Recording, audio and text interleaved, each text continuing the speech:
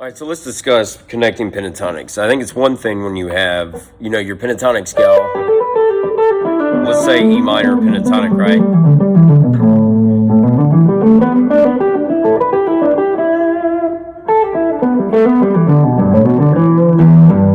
Or G major.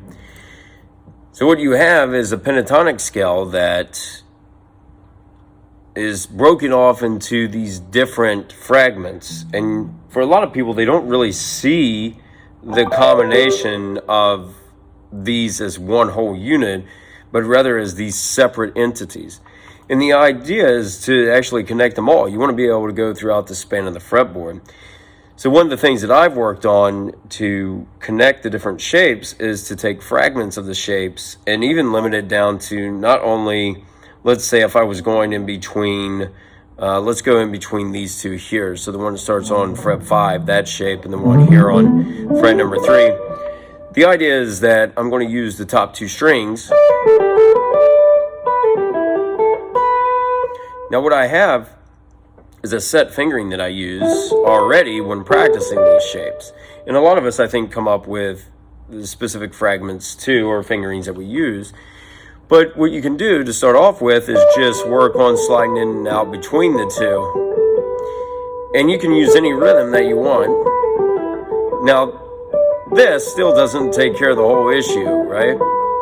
Because you can start to actually go through even the top part of this, right? And there's videos out there where people show this, and maybe one that comes to mind, like Zach Wilde, working on these patterns that go up and down the fretboard like this, right?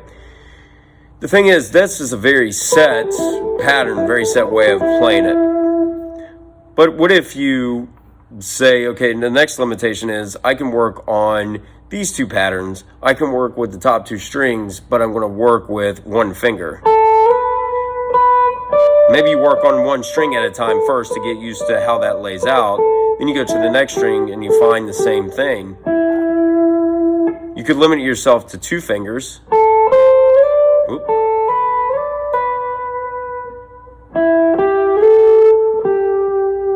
And you can see how those connect. You could also try to mix and match between the 2, right? So you know this part here at the 5th.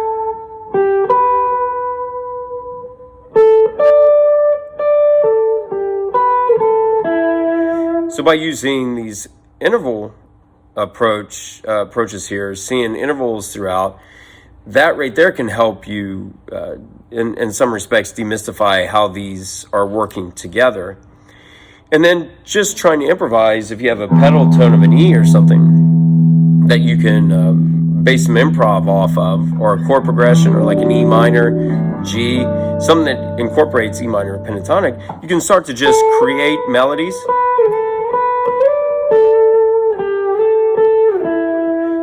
Maybe starting with 1 finger, that way you can see how these are working together. That way you're not limited to, the exact fingering that you always use when you work on these.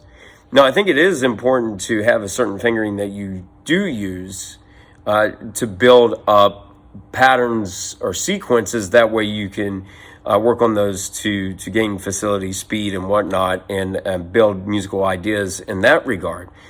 But I think it's important to take a lot of time just playing with the pentatonic scale and just seeing how all these connect. And don't allow yourself to go to the common licks or the common fingerings that you use, but challenge yourself to break out of those. And again, maybe limit the amount of fingers you use, limit the amount of shapes, and then start to add to that or break it off into other groupings. And then the other thing is limiting the string choices that you have. And if you got through that and that feels, pretty doable, it's always a work in progress, so you could always come back to it. Then you could start to do something, again, here I am at the 7th fret. You could do something where you're working on skipping strings.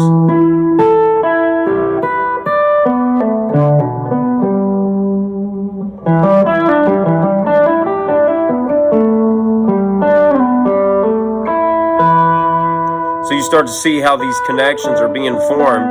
And one that I like to use is taking a string in between, right? So I'm the 4th string, leave that alone. Don't play the 2nd, but go to the 1st.